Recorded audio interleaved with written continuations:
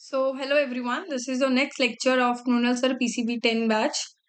So, today we will do pillar 1 B2 which is bad loans and other burning issues in banking sector. हम इसमें loan के बारे में देखेंगे पहले. लोन के टाइप्स क्या हैं? देखिए कुछ कुछ होते हैं जैसे डिपेंडिंग ऑन गारंटी कोलेटरल, कुछ इंटरेस्ट रेट के बेसिस में, कुछ बोरोवर के बेस्ड में. पहले हम देखते हैं गारंटी और कोलेटरल के बेसिस पे. जिस लोन्स को हम कहते हैं वो है सिक्योर्ड लोन्स और अनसिक्योर्ड लोन्स. सिक्योर्ड लोन्स वो होते हैं जिस लोन के बदले में हम कुछ कोलेटरल ले रहे हैं, और अनसिक्योर्ड जिसके बदले में कोई भी कोलेटरल नहीं ले रहे हैं. यहाँ पे रिस्क कम होता है तो इसलिए इंटरेस्ट रेट भी कम होता है क्योंकि कोलेटरल है. बट यहाँ पे रिस्क भी ज्यादा है, इंटरेस्ट रेट भी ज्यादा है, except in some situation which is education loan, micro enterprise loans. ठीक है. अमाउंट ऑफ लोन जो यहाँ पे दिया जाता है वो ज्यादा अमाउंट दे दिया जाता है, बट यहाँ पे कम दिया जाता है क्योंकि ये रिस्कियर है. लोन का जो टेन्योर होता है वो 15 से 20 साल होता है. ठीक है, मतलब लॉन्गर होता है एज कम्पेयर टू दिस. ये शॉर्टर रहता है क्योंकि इसमें रिस्क भी ज्यादा है. ठीक है. Based on interest rate fixed interest loan होता है वो जिस इंटरेस्ट रेट फिक्स रहता है थ्रू आउट द टेन्योर. अगर 5% पे आपने लिया है तो थ्रू आउट टाइम 5% रहेगा. फ्लोटिंग जो चेंज होता रहता है, आपको पता है इंटरेस्ट रेट किस बेसिस पे निकलता है? External benchmark plus spread plus risk premium पे बेसिस टोटल करते हैं तो निकलता है इंटरेस्ट रेट. तो ये जो एक्सटर्नल बेंचमार्क वाला पैरामीटर है ये अपडेट होता रहता है रेगुलरली. इस वजह से इंटरेस्ट रेट क्या होता है? बढ़ता रहता है, कम होता रहता है. ठीक है. तो इसको कहते हैं फ्लोटिंग इंटरेस्ट रेट. इसी के अंदर एक सब टाइप होता है इसी का ही, टीजर लोन. ये इस तरीके का फ्लोटिंग इंटरेस्ट रेट लोन है जहां पे शुरू के कुछ टाइम पे तो इंटरेस्ट रेट कम रहता है, बट बाद में क्या होता है? बढ़ जाता है. ठीक है. तो आरबीआई ने इसको बैन नहीं किया है, बट कुछ स्ट्रिक्ट रेगुलेशन लग गए हैं इसमें 2011 से, तो वो होता है टीजर लोन. ठीक है. अब बोरोवर के पेज में देखें तो प्राइम बोरोवर होता है जो जिनकी कैपेसिटी होती है कि वो लोन को रीपे कर सकते हैं. सब प्राइम बोरोवर इंडिविजुअल के लिए होता है. वो लोग होते हैं जो बेसिकली कैपेसिटी नहीं होती कि वो लोन को रीपे कर पाए. ओवर लेवरेज बोरोवर जो कंपनीज के लिए होता है, ये इंडिविजुअल्स के लिए होता है. ये वो तरीके का, ये एक क्या होता है इसमें, कंपनी क्या करती है? बहुत सारा पैसा बोरो कर लेती है, देन इट्स एबिलिटी टू पे इट बैक. उनकी एबिलिटी नहीं है कि वो इतना लोन को रीपे कर पाए, बट फिर भी वो लोग लोन ले लेते हैं. और ओवर लेवरेज कंपनी जो होती है, जो बहुत ज्यादा लोन ले लेती है, उनका हमेशा डेट इक्विटी रेशियो जो होता है वो बहुत ज्यादा हाई भी होता है. और जोम्बी लेंडिंग क्या होता है? वो वीक बैंक्स, ऐसे वीक बैंक्स जो सब प्राइम यानी कि इंडिविजुअल्स और ओवर लेवरेज बोरोवर्स वाले लोगों को ही लोन दे रहे हैं, नए नए लोन्स दे रहे हैं. तो इस वजह से वो ज़ोंबी हो गया क्योंकि वो लोन कभी रीपे होने के चांसेस ही कम हो जाएंगे. ठीक है. IC1 कंपनीज क्या होती है? कंपनीज जिनका interest rate ratio less than 1 हो.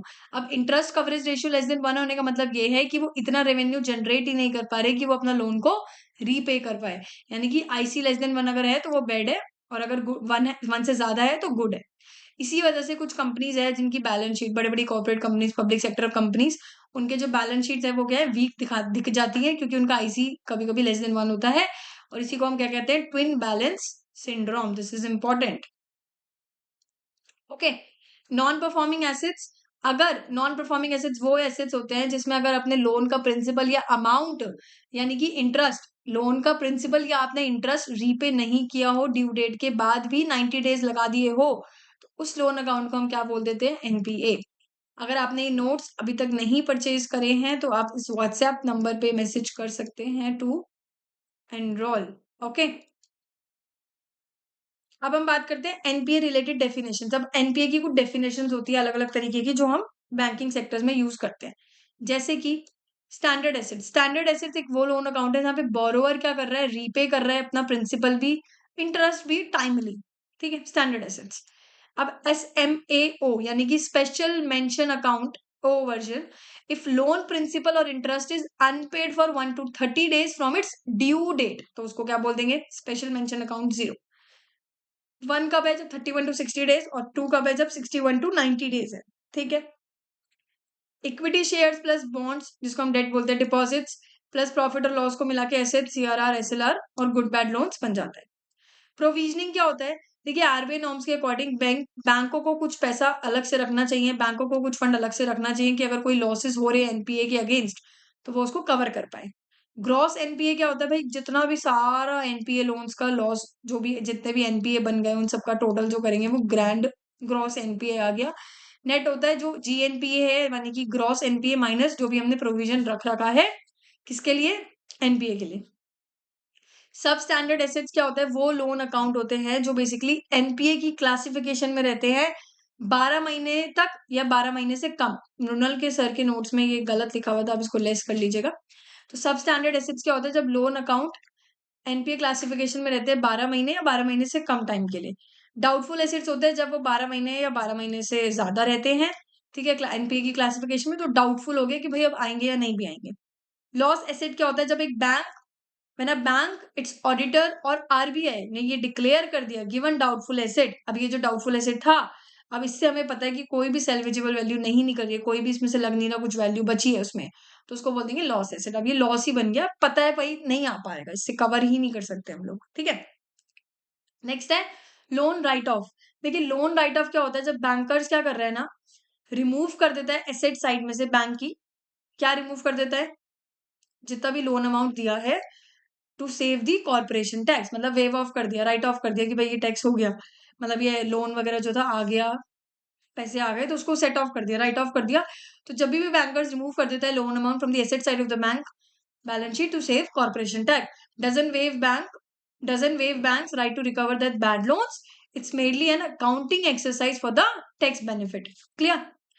अब हम बात करते हैं रीस्ट्रक्चर्ड लोन। देखिए रीस्ट्रक्चर्ड लोन क्या होता है? ये एक वैसा लोन है जहां पे लेंडर क्या कर रहा है, इकोनॉमिक या लीगल रीजंस की वजह से बोरोवर की कोई भी फाइनेंशियल डिफिकल्टीज है, ठीक है, तो उनको कुछ कंसेशन दे देते हैं कि बोरोवर्स की बहुत डिफिकल्टीज है, बोरोवर्स नहीं रीपे कर पा रहे हैं, तो उनकी अंडरस्टैंड, उनकी डिफिकल्टी को समझते हुए लेंडर क्या करते हैं, कोई भी इकोनॉमिक या लीगल रीजंस की वजह से उनको कंसेशन दे देते हैं, ठीक है, अदरवाइज वो नहीं देते, तो उनको कंसेशन देना, बेसिकली रीस्ट्रक्चर कर दिया लोन को, इंटरेस्ट रेट कम कर दिया उनके ऊपर, तो इस तरीके से रीस्ट्रक्चर करना लोन्स को। स्ट्रेस्ड एसेट्स क्या होते हैं? एनपीए हो गए, लोन्स रिटर्न कितना ऑफ कर दिए, और रीस्ट्रक्चर लोन्स के सारे होते हैं stressed asset. OTS with haircut, OTS मतलब वन टाइम सेटलमेंट। मान लीजिए कि भाई बैंक ने बोल दिया बोरोवर को कि जितना भी आपका लोन का अमाउंट है उसमें से आप 60% पे कर दीजिए, बाकी का 40% फोरगो कर देते हैं अगर बैंक, तो एक बारी में सेटलमेंट कर दिया, उनको पता है कि यहाँ से नहीं आ रहा, तो एटलीस्ट 60% तो ले लो, तो वन टाइम सेटलमेंट कर दिया, ठीक है। Evergreening of loans, evergreening of loans क्या होता है? जब बोरोवर क्या कर रहा है, एक नया लोन ले रहा है to repay his old loan, अब वो पुराने लोन को चुकाने के लिए नया लोन ले रहा है, फिर वही करता रहेगा, तो ये एवरग्रीनिंग ऑफ लोन्स हो गया, ठीक है।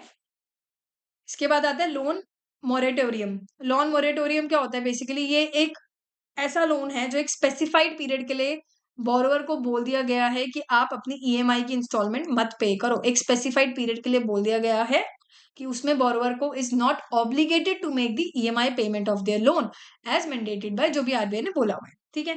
बेसिकली हम रीपेमेंट को क्या कर रहे हैं, पोस्टपोन कर रहे हैं, और एक बोरोवर को एक ग्रेस पीरियड दे रहे हैं जिसमें वो नहीं दे रहा है क्या, ईएमआई, ठीक है। नेक्स्ट है scheme for sustainable structuring of stressed assets, S4A, क्योंकि 4S है, तो S4A बेसिकली क्या होता है ना, ये एक रिजॉल्व करने के लिए आया है, एक स्कीम है जो रिजॉल्व करने के लिए है, कोई भी डेट इश्यूज है, क्रेडिट फ्लो को रिजॉल्व करने के लिए बड़े बड़े सेक्टर्स में, कुछ क्रिटिकल सेक्टर्स में, जैसे इंफ्रास्ट्रक्चर हो गया आपका, इन सेक्टर्स के लिए ये आया है, ठीक है। तो it is a scheme for RBI for reworking the financial structure of big corporates with genuine difficulties. Next हमारा आता है resolution framework. Resolution framework 1.0 2.0 based on recommendation of KV Kamath committee, हमने पहले भी देखी थी। आरबीआई ने गाइडलाइन सेट करी है for dealing with bad loans after corona. 1.0 में आया कि applicable to borrowers who are large companies, और यहाँ पे who are individual person and small companies, ठीक है। नेक्स्ट हमारा आता है सरफेसी एक्ट। सरफेसी एक्ट 2002 क्या होता है? ये बेसिकली फार्म लोन्स पे एप्लीकेबल नहीं होता है। अब इसके बारे में अगर हम देखें तो देखिए 1991 में नरसिम्हम वन कमेटी आई बैंकिंग सेक्टर रिफॉर्म्स में, जो हमने पहले भी देखी। उन्होंने देखा कि भाई बोरोवर्स क्या करते हैं कि लोन नहीं दे पाते ना, तो अगर कोई स्टे भी लगाते हैं, ऑर्डिनरी कोर्ट से स्टे ऑर्डर ले लेते हैं वो, ठीक है। तो इस वजह से बैंक क्या कर पाती है, रिकवर नहीं कर पाती, एनपीए जो भी नॉन परफॉर्मिंग एसेट्स है रिकवर नहीं कर पा रही, तो उसके लिए एक डेट रिकवरी ट्रिब्यूनल बनाया गया 1993 में, जिसमें ऑर्डिनरी जो कोर्ट्स होते हैं वो इंटरफेयर नहीं कर सकते लोन रिकवरी प्रोसेस में। अब सीधा सीधा जो इंटरफेयर करेंगे वो डीआरटी रिकवर वो करेंगे, इंटरफेयर करेंगे। अब कोई भी कोर्ट इंटरफेयर नहीं करेगा लोन रिकवरी प्रोसेस में। बट स्टिल 1998 में नरिशिमा 2 कमेटी बिठाई, उसमें देखा कि डीआरटी को और स्ट्रॉन्ग करना पड़ेगा, तो उसके लिए एक सरफेसी एक्ट आया 2002 में। सरफेसी एक्ट की अगर मैं फुल फॉर्म की बात करूं तो वो होती है securitisation and reconstruction of financial assets and enforcement of security interest, ठीक है। अब सरफेसी एक्ट के अंदर क्या हुआ, लेंडर्स कैन अटैच, लेंडर्स क्या कर सकते हैं, जो भी मॉर्गेज एसेट्स है, जब अगर लोन नहीं दिया तो वो ले सकते हैं, मॉर्गेज कर सकते हैं एसेट्स को, जब भी हमने जो भी कोलेटरल के तौर पे दिया उसको हम ले सकते हैं। लेंडर्स क्या कर सकते हैं, उसको ले सकते हैं अगर लोन रीपे नहीं किया है, उनकी प्रॉपर्टी ले लेंगे, कोई भी व्हीकल होगा, जो भी चीज है वो ले लेते हैं, कब्जा कर लेते हैं। तो lenders can attach the mortgage asset when loan is not repaid. They can change board of directors in such companies, can auction भी कर सकते हैं, सेल भी कर सकते हैं उन एसेट्स को टू एआरसी और एनबीएफसी, एसेट रिकंस्ट्रक्शन कंपनीज को या फिर एनबीएफसी को भी बेच सकते हैं। अब ये कब बिठाया गया? Setup by RBI in 2021 Sudarshan Sen committee to suggest reforms. ये रिफॉर्म्स जो आए ये 2021 सुदर्शन सेन कमेटी आई, उसमें ये सजेस्ट किया गया। ठीक है, ये आपको पता होना चाहिए। कौन कौन से लेंडर्स है जिनके पास सरफेसी पावर्स है? सारे तरीके के बैंक्स, कमर्शियल हो, कोऑपरेटिव हो, हाउसिंग फाइनेंस कंपनीज। ठीक है, और अगर एक कोई भी एक एनबीएफसी जो है अगर ये दो कंडीशन भी फुलफिल करे तो वो लोग भी अलाउड है। NBFC having an asset size of 1000 crore और मोर, और लोन अगर 20 लाख से ज्यादा दिया हो तो। ठीक है, ये सरफेसी की फुल फॉर्म है जो मैंने आपको पहले ही बता दी। अब हम बात करते हैं legal right of loan defaulter. अगर मान लीजिए मैं हूं, मेरे से लोन नहीं दिया गया तो I am a loan defaulter, तो मेरे पास कौन कौन सी राइट्स अभी भी हैं? ठीक है, सरफेसी एक्ट के अंदर। तो राइट टू एम्पल नोटिस, मतलब कि अगर मेरा अकाउंट एनपीए बन गया तो मेरे पास लेंडर को अथॉरिटी है कि मुझे वो 60 डेज का नोटिस दे ऑक्शन करने से पहले, मेरी प्रॉपर्टी को ऑक्शन में लगाने से पहले 60 डेज का नोटिस आना चाहिए। राइट टू बी हर्ड, अगर जो भी ओनर है, डिफॉल्टर है, मैं हूं, जैसे कि अगर मैं एक अपील करनी हो टू दी लेंडर या बैंक मैनेजर को नोटिस पीरियड टाइम पे, तो मैं अपील कर सकती हूँ। ऐसा नहीं कि मेरी सुनी नहीं जाएगी। Right to ensure fair value, market के हिसाब से ही प्राइस, जो भी हम हमारी प्रॉपर्टी को ऑक्शन लगाया जा रहा है, जो मार्केट वैल्यू चल रही है, फेयर मार्केट वैल्यू, उसके हिसाब से करना चाहिए। राइट टू बैलेंस प्रोसीड, मान लीजिए मेरा बंगलो था 6 करोड़ का और वो ले रहे हैं, वो ऑक्शन पे लगा रहे हैं, और मेरा लोन सिर्फ 5 करोड़ का था, तो 6 करोड़ रुपए का मिल रहा है उनको, तो बाकी का जो 1 करोड़ होगा वो ओनर को वापसी देना पड़ेगा। ठीक है।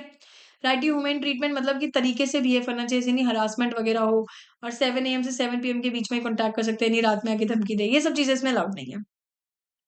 नेक्स्ट आता है इंसॉल्वेंसी एंड बैंक्रप्सी कोड 2016, वो जो क्या करता है, क्रेडिटर्स को दो कैटेगरी में क्लासिफाई करता है। एक होते हैं फाइनेंशियल क्रेडिटर्स, जिसके अंदर बैंक, एनबीएफसीज, बॉन्ड, अदर डेब्ट सिक्योरिटी होल्डर्स, होम बायर्स आते हैं। दूसरे होते हैं ऑपरेशनल क्रेडिटर, जिसको हम सप्लायर, कॉन्ट्रैक्टर, सैलरी एम्प्लॉइज वगैरह भी बोलते हैं। ठीक है, तो अब हम बात करते हैं फाइनेंशियल क्रेडिटर्स की, जो होते हैं बैंक, एनबीएफसी, बॉन्ड वगैरह आपके, है ना, होम बायर्स वगैरह। तो ये लोग कंप्लेन कर सकते हैं अंडर आईबीसी। ओके, आईबीसी के अंडर कंप्लेन कर सकते हैं for the recovery of due amount, but ये लोग भी कंप्लेन कर सकते हैं ओसी, ऑपरेशनल क्रेडिटर्स, यानी कि सैलरीड एम्प्लॉइज वगैरह, सप्लायर्स जो है आपके, ये लोग कमिटी में बैठ सकते हैं क्रेडिटर्स की फॉर द आईबीसी प्रोसीडिंग, ये लोग नहीं बैठ सकते हैं। ठीक है। NCLT founded under, NCLT founded under किसके अंडर फाउंड हुआ है? NCLT founded under companies act 2013, headquarter Delhi में है, with benches in many cities. NCLT founded under companies act, headquarter Delhi, NCLT, NCLATB और एनसीएलटीबी। ठीक है, ये दोनों चीजें आपको पता होनी चाहिए। Insolvency and bankruptcy board of India, which is IVBI, ये फाउंडेड हुआ अंडर आईबीसी 2016, इसका हेडक्वार्टर कहाँ है? दिल्ली में। अब हम बात करते हैं आईबीसी कोड, इसका अपील स्ट्रक्चर क्या है, किस तरीके से हम अपील कर सकते हैं, एक इंडिविजुअल पर्सन या कोई पार्टनरशिप फर्म या कंपनी। देखो, their business registered under various laws like shops and establishment act, Indian partnership act, और इनका कंपनीज एक्ट में।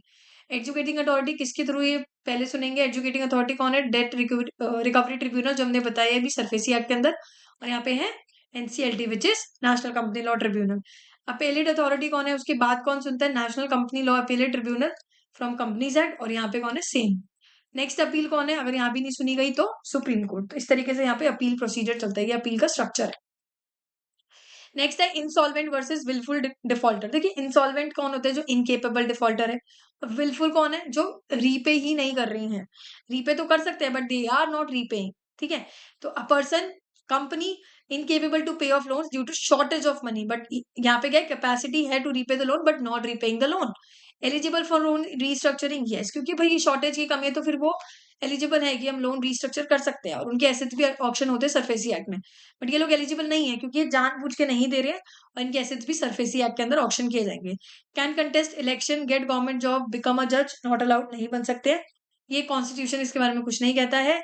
Bankers association has requested the election commission that they should not be allowed, but if his loan account is in NPA for more than a year and he has no capacity to repay even partial loan amount, then the no resolution will be done. ठीक है। Generator who takes legal responsibility for sorry guarantor कौन होता है? Basically जो legal responsibility लेती है borrower की date को लेके, जो बोरोवर डेट पे नहीं कर पाता है उनके लिए क्या लेती है? एक लीगल रिस्पॉन्सिबिलिटी लेती है। जस्ट अ सेकेंड गाइस, या सो ओके।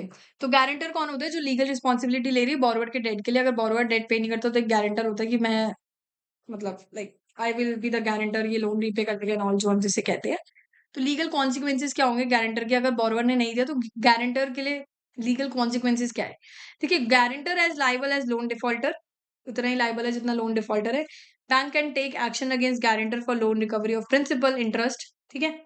बैंक में कन्फिस्केट और attach the bank account of a guarantor his property depending on the case. If guarantor fails to repay the loan, then it will downgrade his credit score and credit rating also. Okay? तो guarantor भी उतना ही liable है जितना कौन है, loan defaulter, ठीक है। नेक्स्ट है कॉर्पोरेट इंसॉल्वेंसी रेजोल्यूशन प्रोसेस। देखिए ये एक वो प्रोसेस है जिसमें हम ये देखते हैं, ये एक वो प्रोसेस है जिससे ये डिटरमाइन किया जाता है कि जिस बंदे ने लोन नहीं दिया है तो क्या वो बंदा रियल में केपेबल है या नहीं है, ठीक है, whether the person is capable of repayment और नॉट। But pre package insolvency resolution process एक ऑल्टरनेट और एक स्पीडियर रेजोल्यूशन मैकेनिज्म है एमएसएमई के लिए कोई भी फाइनेंशियल डिस्ट्रेस में, ठीक है।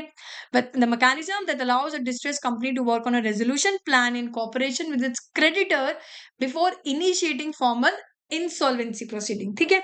इसकी टाइम लिमिट होती है 330 days, इसकी होती है 120 days faster than the previous one. Applicable to all small and big enterprise, ये सिर्फ एमएसएमई के लिए, जो मैंने अभी आपको बताया अभी, एज पर 2021 IBC ordinance amendment bill. In 2020, government issues ordinance to amend IBC code. Case can now start if loan default of minimum 1 crore amount. Case कभी भी स्टार्ट हो जाएगा जब 1 करोड़ से ज्यादा का डिफॉल्ट अगर हुआ है तो, ठीक है। अब हम बात करेंगे आईबीबीआई, एक बॉडी है, एक स्टैट्यूटरी बॉडी है जिसके बारे में हम देखेंगे। ओके, तो it is a statutory body that monitors and implements INB code 2016। Administrative control किसमें आते हैं, मिनिस्ट्री ऑफ कॉर्पोरेट अफेयर्स। दो टोटल 10 लोग हैं, एक चेयरमैन है, एक नॉमिनेटेड मेंबर है आरबीआई का, प्लस 8 गवर्नमेंट साइड से है। पहला चेयरमैन कौन है इसका, आईबीबीआई का M S Sahu, which is the present chair. और ठीक है, पहला चेयरमैन था एम एस साहू, अभी कौन सा चेयरमैन है 2022 के according, Ravi Mittal. Chairman has 5 years या फिर 65 age tenure, also eligible for reappointment. ये सेलेक्ट करते हैं इंसॉल्वेंसी प्रोफेशनल एजेंसीज, आईपीएस। ये आईपीएस एनरोल करते हैं, सुपरवाइज करते हैं members practising as insolvency professional. इनके अंदर जो काम करते हैं इंसॉल्वेंसी प्रोफेशनल्स, जिनको हम कहते हैं, जो क्या करते हैं बेसिकली आईपीएस क्या करते हैं, लोग इनरोल करके रखते हैं कुछ मेंबर जिनको हम इंसॉल्वेंसी प्रोफेशनल्स कहते हैं। करेंटली प्रेजेंटली 3 ऑर्गेनाइजेशन है जो आईपीएस स्ट्रक्चर दे रहे हैं, ICAI, institute of chartered accountant, institute of company secretariat and institute of cost accountant, ठीक है। IBBI also select the information utility organization to maintain database of borrowers के database को maintain करने के लिए information utility करके एक organization है, ठीक है। 2017 में NESL which is National E-Governance Services Limited which is owned by consortium of SBI LIC, ये पहली है to get IU status from IBBI and it is compulsory for lenders to share data with IU। lenders को compulsory है कि वो data किससे share करे, IU, क्योंकि ये IU क्या करता है, मेंटेन करके रखता है डेटाबेस ऑफ बोरोवर्स। पहला कौन सा आया था हमारा, आयु स्टेटस पहले किसको मिला है, एनईएसएल को, ठीक है। नेक्स्ट हम बात करते हैं Indian institute of corporate affairs, ठीक है। ऑटोनोमस बॉडी है under the ministry of corporate affairs, same है दोनों बॉडी कॉर्पोरेट अफेयर्स के अंडर आती है। Launch a 2-year graduate insolvency programme, student passing this programme can register as IP without mandatory 10-year experience, ठीक है। जो भी ये प्रोग्राम करता है उसको हम क्या बोल देते हैं, अब वो रजिस्टर कर सकता है आईपी के अंदर बिना 10 साल के एक्सपीरियंस के। प्रोजेक्ट सशक्त बाय फाइनेंस मिनिस्ट्री जो 2018 में आया है, ये एक फाइनेंस मिनिस्टर का प्रोजेक्ट है ऑफ सशक्त फॉर पब्लिक सेक्टर बैंक्स, ठीक है। NPA on report by Sunil Mehta, PNB का जो सीईओ है, इन्होंने गाइडलाइंस दी कि रिजॉल्व कैसे करनी है एनपीए की प्रॉब्लम एक टाइम बाउंड मैनर में पब्लिक सेक्टर बैंक के अंदर, क्योंकि वो बहुत ज्यादा पब्लिक है तो बहुत डिले हो जाती है, तो तरीके से टाइमली कैसे कंप्लीट करना है, कैसे रिजॉल्व करना है इस एनपीए प्रॉब्लम्स को, वो एक प्रोजेक्ट सशक्त में आया, ये आपको पता होना चाहिए। क्रॉस बॉर्डर इंसॉल्वेंसी क्या होता है कि 2018 में कॉर्पोरेट अफेयर्स मिनिस्ट्री ने एक इंसॉल्वेंसी लॉ कमिटी बिठाई under the Injeti Srinivas recommended, ठीक है। इंजेति श्रीनिवास के अंदर एक कमेटी रिकमेंड की जो भी क्रॉस बॉर्डर इंसॉल्वेंसी हो रही है, ठीक है। क्रॉस बॉर्डर समझ आ रहा है। लिक्विडेशन क्या होता है, कंपनी को शट डाउन करना, shutting down of a process of shutting down a company. But voluntary liquidation क्या होता है, जब ओनर ने कमिट नहीं किया कोई भी लॉन डिफॉल्ट बट फिर भी वो बंद करना चाहते हैं, अपनी मर्जी से शट डाउन कर रहे हैं बिजनेस। इनवॉलेंट्री लिक्विडेशन होता है कि लोन डिफॉल्ट की वजह से जो कंपनी बंद कर रहे हैं, ठीक है, अपनी ऑर्गेनाइजेशन बंद कर रहे हैं, it can be conducted either through IBC code और SARFAESI act depending on the case. A centre for processing accelerated corporate exit which is CPACE, ये सेटअप किया गया है जिससे कि ये जो वॉलंटरी लिक्विडेशन हो रही है या कंपनीज वाइंड अप हो रही है तो उसको फास्ट करने के लिए प्रोसेस को सीपेस बनाया गया है। अब कौन कौन से पोर्टल्स है जो कलेक्ट करते हैं information related to borrowers, IU मैंने अभी बताया है, created by IBBI with the help of NESL. दूसरा जो पोर्टल है वो है CRILC which is central repository of information on large credit. RBI ने सेटअप किया है। जो भी लोन अमाउंट 5 करोड़ से ऊपर है, बैंक और एनबीएफसी को वीकली अपडेट देने होते हैं। पब्लिक क्रेडिट रजिस्ट्री जो आरबीआई ने प्रपोज किया, कौन आरबीआई का किसने प्रपोज किया? यशवंत एम दियोश्तली कमेटी ने। RBI yet to set it up, अभी आरबीआई ने इसको सेटअप नहीं किया। ये कमेटी के बारे में आपको पता होना चाहिए, ठीक है। आगे है NFIR which is national financial information registry. Design किया गया है with the help of RBI. इसके अंदर सारी इंफॉर्मेशन कंटेन होगी, जितने भी लोन्स लिए गए हैं, ठीक है, थ्रू बैंक्स एनबीएफसी वगैरह, will contain information of individual borrowers as well as the company borrower, ठीक है। इंडिविजुअल बोरोवर्स के लिए इन्फॉर्मेशन भी कंटेन करेगा, कंपनी के बोरोवर की भी इन्फॉर्मेशन करेगा। सारी तरीके की इन्फॉर्मेशन ये लोग लेते हैं बैंक से, बॉन्ड से, एनबीएफसी से, जिस तरीके से इन्फॉर्मेशन ये ले सकते हैं। लीगल आइडेंटिटी आइडेंटिफायर नंबर एक 20 डिजिट अल्फा न्यूमेरिक कोड है। 1 अक्टूबर 2022 से आरबीआई ने बोल दिया है कि जो भी कंपनीज क्रॉस बॉर्डर ट्रांजैक्शन कर रही है 50 करोड़ से ऊपर या 50 करोड़, तो उनको एक यूनिक आइडेंटिफाई नंबर मिलेगा जो हर फाइनेंशियल ट्रांजैक्शन में उनको यूज करना है। उससे ये पता लग जाएगा कि ये एक कोड होगा, एक 12 डिजिट का नंबर, कि ये वाली ट्रांजैक्शन इसके द्वारा हुई है, ठीक है। इससे क्या होगा, इंप्रूव करने के लिए जो भी फाइनेंशियल ट्रांजेक्शन हो रही है उसकी क्वालिटी और एक्यूरेसी को इंप्रूव करने के लिए ये लाया गया है।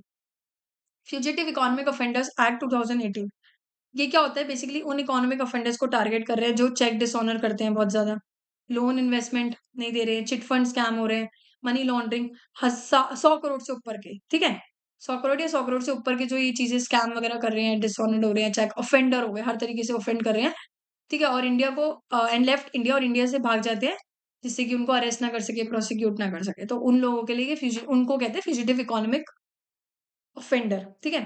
तो एक स्पेशल कोर्ट है under the PMLA which is prevention of money laundering act, वो ऑर्डर करते हैं विलेन को to appear within 6 weeks.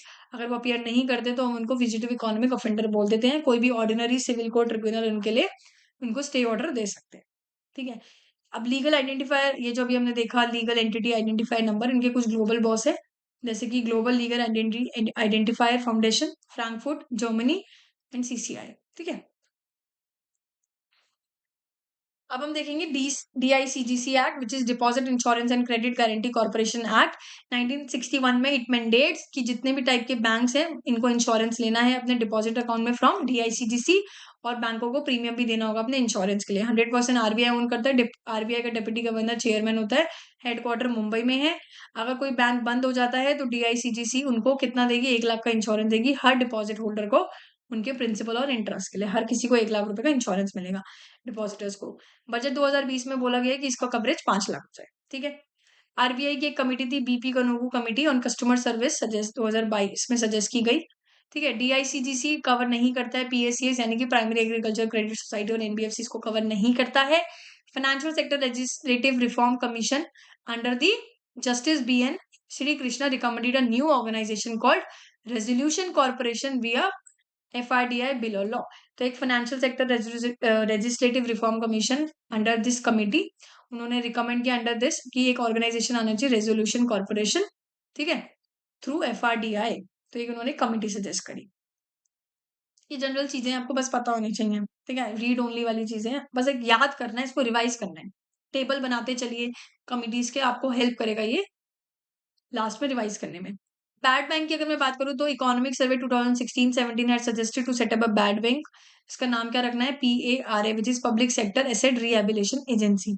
Bad loans खरीद सकते हैं, ट्राई कर सकते हैं कि उनमें से मैक्सिमम वैल्यू निकाल सके, उसको लोन स्ट्रक्चरिंग कर सके, लोन रीस्ट्रक्चरिंग करके पैसा ले सके, थोड़ा बहुत पैसा भी मिल जाए, liquidation option can and absorb the losses, ठीक है। तो एक ऐसी एजेंसी बना दी गई है कि भाई बैड लोन्स को खरीद के कोशिश करिए कि उनमें से मैक्सिमम वैल्यू हम एक्सट्रैक्ट कर सके, थोड़ा बहुत भी लोन आ जाए, 50% 40% भी आ जाए, तो उसके लिए कमेटी बिठाई गई है। फिर बजट 2021 में अनाउंस किया गया है कि एक एसेट रिकंस्ट्रक्शन कंपनी सेटअप करनी है और एएमसी सेटअप करना है, जो बैड लोन्स को to take over the bad loans from banks. Government will not have any share holding, bank will set these organisation with their own fund. तो bank अपने fund से ही इनको सेट करेगा, गवर्नमेंट इसमें कोई रोल प्ले नहीं करेगा, कोई शेयर होल्डिंग बैंक की नहीं रहेगी, गवर्नमेंट की। आगे है national asset reconstruction company limited, asset reconstruction company, और नेक्स्ट है India debt resolution company limited, AMC. AMC क्या है? हमारा एसेट मैनेजमेंट कंपनी। फाउंड कब हुई? 2021।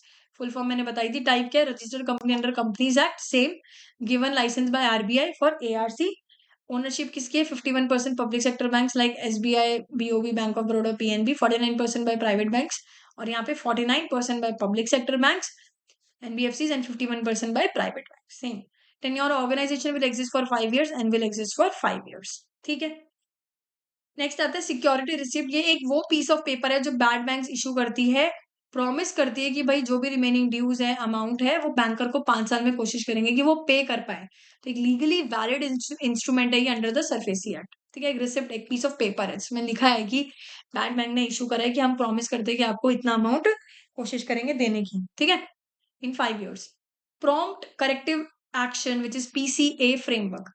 देखिए under PCA framework RBI classify करता है scheduled commercial bank into risk threshold 1, 2 and 3, और based on its capital, loan asset quality, इन सब चीजों के बेसिस में आरबीआई क्या करता है? क्लासीफाई करता है कमर्शियल बैंक्स को, शेड्यूल कमर्शियल बैंक्स को. जितने ज्यादा नंबर होंगे उतने ज्यादा रिस्क होगा. Then accordingly RBI will take corrective actions, और ये सारे एक्शंस आरबीआई इनके लिए लेगा. ये आप रीड कर सकते हैं, ये बहुत ही रीड ओनली चीजें, इसमें कुछ समझाने का है नहीं. RBI 4 tier regulatory framework for urban cooperative bank. 4 tier है. टियर 1 के लिए 100 करोड़, इसके लिए 100 से 1000 crore, then this and then this. ठीक है. एक टियर बना दिया है उन्होंने बेसिकली अर्बन कोऑपरेटिव बैंक के लिए, कुछ 4 tier रेगुलेटरी फ्रेमवर्क दिए हैं. नेक्स्ट है regulation review authority RRA 2.0 for ease of implementing RBI rule. RBI ने एक सेटअप किया आरआरए 1.0 1999 में, 1 साल के लिए. फिर ये बनाया 2021 में. चेयरमैन कौन है? आरबीआई का deputy governor M Rajeshwar Rao. ठीक है.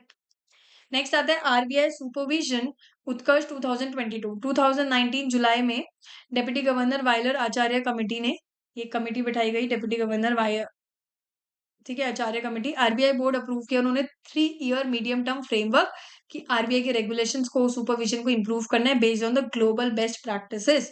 ठीक है. 2019 जुलाई में ये सजेस्ट किया गया है कि आरबीआई के जो भी फ्रेमवर्क है उनको इंप्रूव करेंगे, रेगुलेशन सुपरविजन को based on the global best practice. ठीक है. Lending loan service provider LSP, financial technology company, fintech companies जो होती है, जो बोरोवर्स को कनेक्ट करती है लेंडर्स के साथ, जिनको लोन देने में हेल्प करती है. ये हेल्प करती है कस्टमर्स को कोई लोन वो डिजिटली दिला पाए. ठीक है. फिजिकली प्रेजेंस में नीड ही ना हो, डिजिटली दिला पाए. तो आरबीआई ने गाइडलाइन इशू की है कि इन मार्केट्स को रेगुलेट करना है, digital to regulate this digital lending market, जिससे कि इसमें फ्रॉड वगैरह के चांसेस कम हुए. First loss default guarantee FLDG, ये एक लेंडिंग मॉडल है between a fintech and regulated entity in which a third party guarantee करते थे कि कॉम्पनसेट कर देगा एक certain percentage of default in a loan portfolio of the regulated entity. अगर वो ये लोन अगर डिफॉल्ट हो गया तो इतना परसेंटेज ऑफ द लोन जो है वो थर्ड पार्टी दे देगी. तो it is a lending model between a fintech companies and regulated entity, जिसमें थर्ड पार्टी गारंटी करेगी वो इतना परसेंटेज ऑफ डिफॉल्ट लोन अगर होता है तो कॉम्पनसेट कर देगी. ठीक है. Self regulatory organisation, non government organisation होते हैं जो एक पर्टिकुलर इंडस्ट्रीज को रेगुलेट कर रहे हैं. 2023 में आरबीआई गवर्नर ने सजेस्ट किया कि ये जो फिनटेक कंपनीज है वो एक क्रिएट करेंगी क्या, अपने लिए खुद के लिए एक सेल्फ रेगुलेटरी ऑर्गेनाइजेशन खुद के लिए क्रिएट करेगी. जैसे कि प्रिंटेड न्यूज़पेपर का रेगुलेटर कौन है? प्रेस काउंसिल ऑफ इंडिया, जो कि एक स्टैच्यूटरी बॉडी है set up by parliament's law in 1978. ठीक है. तो एनबीडीए जो है, एनबीडीए को क्या क्या रेगुलेट करेंगे? डिजिटल न्यूज चैनल, जैसे कि, ठीक है, एनबीडीए क्या रेगुलेट करता है? डिजिटल न्यूज चैनल रेगुलेट करता है. टाइप क्या है? SRO, and it is created by private sectors. ठीक है. एनबीडीए मतलब कि आपका news broadcaster and digital association. ठीक है. तो एनबीडीए गवर्नमेंट बॉडी नहीं है, स्टैट्यूटरी बॉडी नहीं है, कॉन्स्टिट्यूशनल बॉडी. ठीक है. समझ आ गया. इसके बाद अगर हम बात करें तो जस्ट अ सेकेंड, हम थोड़ा सा और देख सकते हैं, बट मैं बेसल 3 नॉर्म्स आपको नेक्स्ट टॉपिक में हम ले लेते हैं, क्योंकि ये पूरा फिर आगे उसी के कंटिन्यूएशन में आएगा. ठीक है. तो अब हम जो देखेंगे नेक्स्ट लेक्चर में देखते हैं. So till then, see you and we will be back tomorrow.